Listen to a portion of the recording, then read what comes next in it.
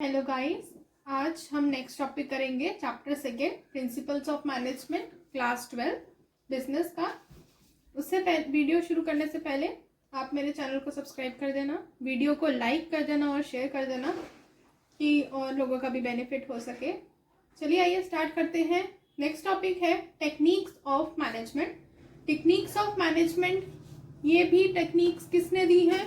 Taylor ने दी है।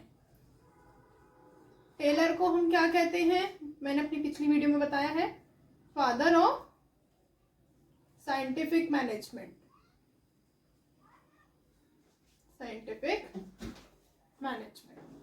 इसकी पहली टेक्निक है फंक्शनल फोरमैनशिप।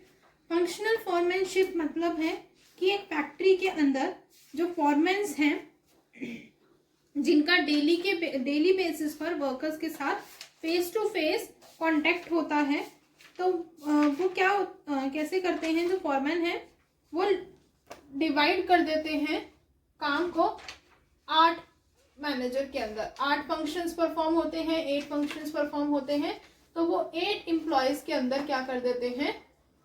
एम्प्लॉयज के अंदर डिवाइड कर देते हैं। ये कहती है टेलर की टेक्निक कि 8 तरह के फंक्शंस हम लोग एक फैक्ट्री के अंदर परफॉर्म करते हैं, तो उन फंक्शंस के बेसिस के ऊपर उनको डिवाइड कर दिया जाए। तो पहला आता है हमारे फैक्ट्री मैनेजर जो है, उसके अंदर 2 चीजें होंगी, एक होगा प्लानिंग इंचार्ज, दूसरा है प्रोडक्शन इंचार्ज। प्लानिंग इंचार्ज के अंदर 4 पर्सनल आते हैं। 4 पर्सनल मतलब एम्प्लॉयज, 4 एम्प्लॉयज आते हैं, namely instruction card clerk, route clerk, time and cost clerk and a disciplinarian, जो कि इस इंचार्ज के अंदर वर्क करते हैं। फिर इनका क्या क्या काम होता है? जो इंस्ट्रक्शन कार्ड क्लर्क है वो क्या करता है? इंस्ट्रक्शन प्रोवाइड करता है वर्कर्स को काम करने के लिए। जो रूट क्लर्क है वो क्या करता है? रूट ऑफ प्रोडक्शन को स्पेसिफाई करता है। टाइम एंड कॉस्ट, वो क्या करता है? टाइम और कॉस्ट शीट बनाता है कि किस टाइम पर क्या काम करना है और कितनी कॉस्ट लगनी चाहिए उस काम को करने के लिए। फिर है डिसिप्लिनरियन, वो ये ध्यान रखता है कि एक फैक्ट्री के अंदर क्या रहे? डिसिप्लिन रहे। फिर है प्रोडक्शन इंचार्ज। प्रोडक्शन इंचार्ज क्या करता है? प्रोडक्शन इंचार्ज के अंदर भी मेनली 4 एम्प्लॉयज होते हैं, 4 पर्सनल होते हैं। पहला है स्पीड बॉस, सेकंड है गैंग बॉस, थर्ड है रिपेयर बॉस और फोर्थ है इंस्पेक्टर। ये सारे के सारे जिस हिसाब से चार्ट बन रखा है, वो क्या करते हैं? सारा का सारा वर्क पर काम देते हैं, वर्कमैन को बताते हैं कि किस टाइप से क्या काम उनको परफॉर्म करने हैं। स्पीड बॉस क्या करता है? वो टाइम चेक करता है कि कितने टाइम में काम कंप्लीट होना चाहिए, यानी क्या काम जो है एक्यूरेट टाइम में कंप्लीट हो रहा है। जितना टाइम, जैसे एक गुड है, 100 गुड्स को प्रोड्यूस करने में हमें 3 डेज का टाइम मिला हुआ था, क्या वो 3 दिन के अंदर कंप्लीट हो रहे हैं या नहीं हो रहे हैं? ये क्या ध्यान रखेगा? कौन रखेगा? स्पीड बॉस ध्यान रखेगा।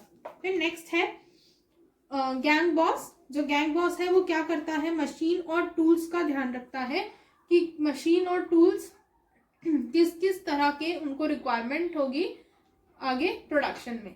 रिपेयर बॉस क्या रखेगा? सारी वर्किंग कंडीशंस ध्यान रखेगा कि मशीन्स की वर्किंग कंडीशन कैसी है, मशीन सही तरीके से चल रही है या नहीं चल रही, कोई प्रॉब्लम्स आ रही है मशीन्स में या कोई टूल नहीं है, किसी टूल में कोई प्रॉब्लम है, वो सारा रिपेयर बॉस ध्यान रखेगा। अगर कोई प्रॉब्लम होगी तो वो उसको रिपेयर कराने के लिए भेजेगा या रिपेयर करेगा। फिर है इंस्पेक्टर। इंस्पेक्टर क्या करेगा? क्वालिटी ऑफ वर्क चेक करेगा कि जो भी काम उन्होंने किया है, जो भी प्रोडक्शन की है, उसकी क्वालिटी कैसी है, क्या इसी क्वालिटी के बेसिस पर होनी चाहिए थी या क्वालिटी कम है। वो सारा का सारा इंस्पेक्टर का काम है, सब कुछ इंस्पेक्ट करना। जो फंक्शनल फॉरमैनशिप है, ये एक तरीके से एक्सटेंशन है principle of division of work का। एक्सटेंशन ऑफ, किसका एक्सटेंशन है?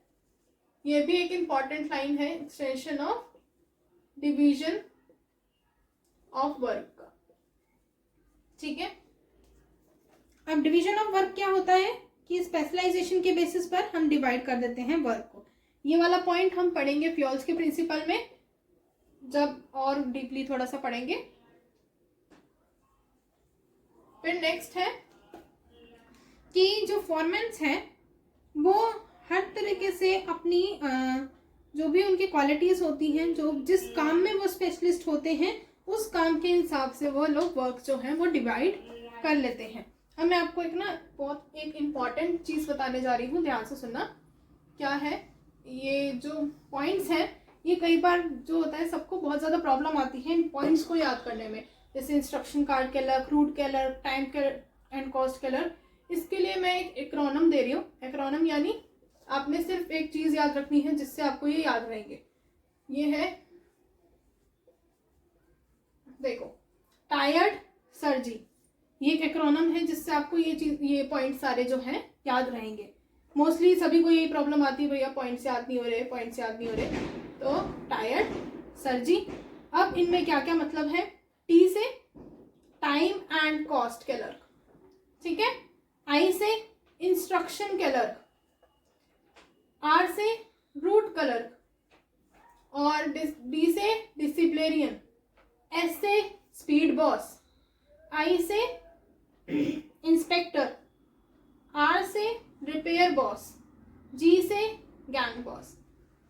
ये अगर याद हो गया तो ये पॉइंट्स आप कभी नहीं भूलोगे, ध्यान से याद कर लेना। फिर नेक्स्ट है हमारे पास standardization and simplification of work. Standardization का मतलब क्या है कि जो भी काम एक ऑर्गेनाइजेशन के अंदर हो रहा है वो प्रोसेस जो है स्टैंडर्ड टाइम पर होना चाहिए। स्टैंडर्ड टाइम मतलब एक स्टैंडर्ड बना के रखा जाए कि इस टाइम पर हमें काम करना है, इतना रॉ मटेरियल चाहिए,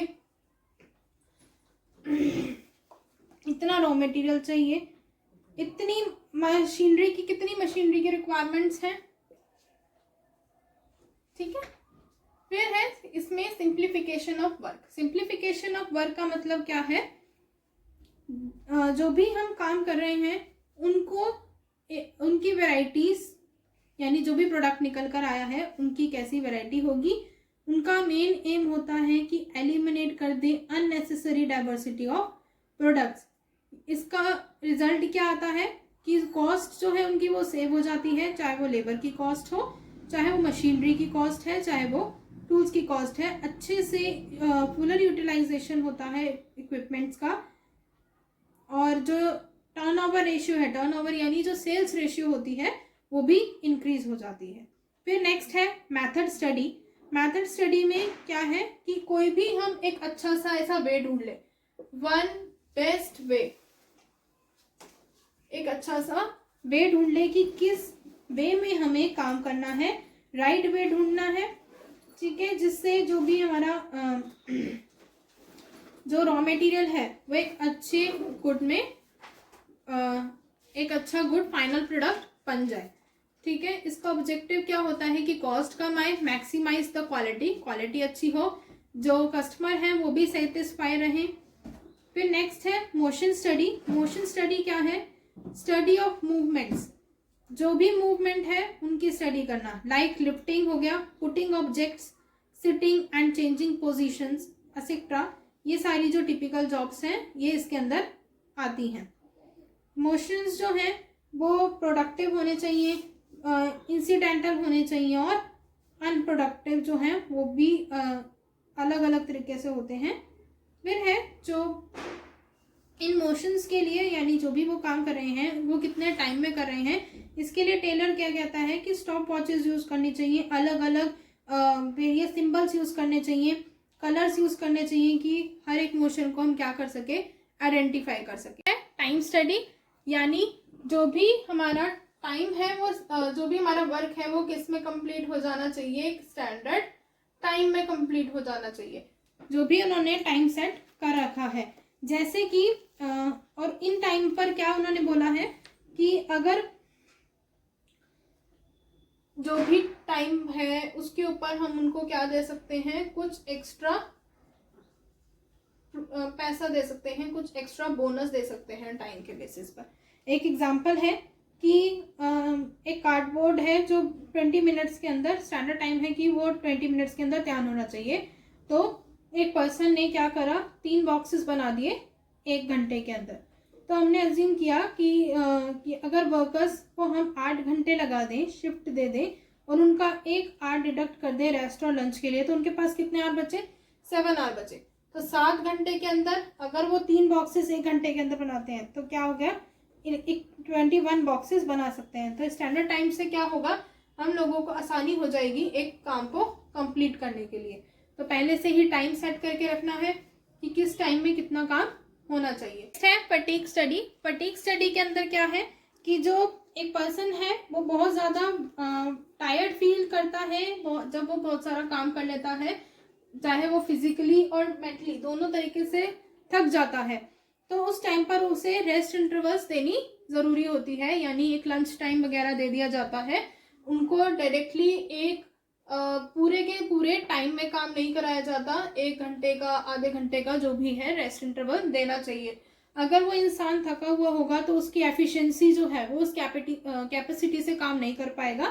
तो रेस्ट इंटरवल से ये हेल्प हो जाती है कि उनका जो स्टैमिना है काम करने का वो बढ़ जाता है और उसी सेम कैपेसिटी से वो काम करता है और प्रोडक्टिविटी को भी इंक्रीज कर देता है।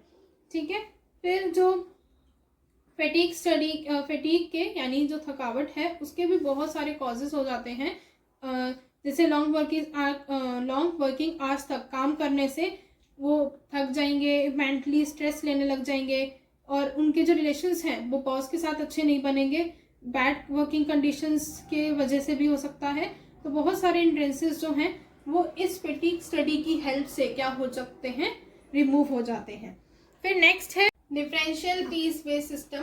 डिफरेंशियल पीस बेस सिस्टम क्या होता है कि जो भी हम एम्प्लॉयज को सैलरी देते हैं या जो भी हम उसको वेज देते हैं उस वेज को हम डिफरेंस कर दें। यानी डिफरेंस करने का मतलब है कि उस पेज में एक एफिशिएंट वर्कर्स और इनएफिशिएंट वर्कर्स में डिवाइड कर दें।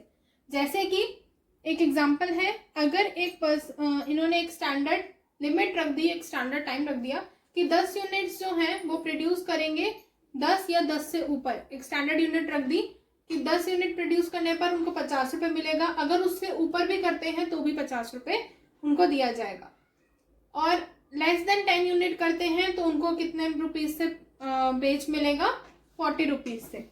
अब अगर कोई पर्सन 11 यूनिट्स प्रोड्यूस कर देता है, एफिशिएंट वर्कर है, तो उसको कितने रुपए मिलेंगे, 11 इंटू 50 यानी 550 पर डे। 9 यूनिट्स प्रोड्यूस करे यानी 10 से कम करे तो उसको 40 रुपए के हिसाब से वेज मिलेगा। तो इस वेज के अंदर डिफरेंस आ जाएगा, कितना सारा डिफरेंस आ गया, एक एफिशिएंट वर्कर्स के अंदर और एक इनएफिशिएंट वर्कर्स के अंदर। कितना आ गया, 550 में से अगर हम 360 को माइनस करें तो आ गया 190, यानी 190 रुपीज किसको कम मिल रहे हैं, इनएफिशिएंट वर्कर को कम मिल रहे हैं। तो इससे वो इनएफिशिएंट वर्कर क्या होगा, मोटिवेट होगा और ज़्यादा से ज़्यादा प्रोड्यूस करेगा। इसलिए जो टेलर है उसने ये टेक्निक दी थी कि एफिशिएंट वर्कर्स और इनएफिशिएंट वर्कर्स को डिवाइड कर दिया जाए और उस हिसाब से जैसे उन्होंने स्टैंडर्ड टाइम रख दिया जाए एक, कि अगर उस स्टैंडर्ड टाइम में या स्टैंडर्ड यूनिट्स के अंदर जो भी उन्होंने अगर काम किया तो उस हिसाब से उनको वेज पेमेंट दी जाए।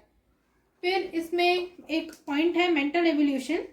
मेंटल एवोल्यूशन क्या होता है, मेंटल एवोल्यूशन का मतलब है कि change in the attitude of workers and management towards one another from competition to cooperation.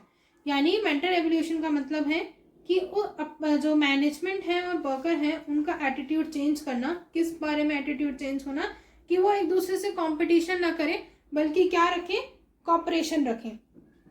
और ये जो अगर कोऑपरेशन रखेंगे तो जो काम है वो बहुत आसानी से कंप्लीट हो जाएगा, स्टैंडर्ड टाइम में भी कंप्लीट होगा और अच्छे से एफिशिएंसी आएगी काम के अंदर और कॉस्ट जो होगी वो क्या होगी, मिनिमम रहेगी। तो आज सिर्फ इतना ही। नेक्स्ट वीडियो में हम नेक्स्ट टॉपिक करेंगे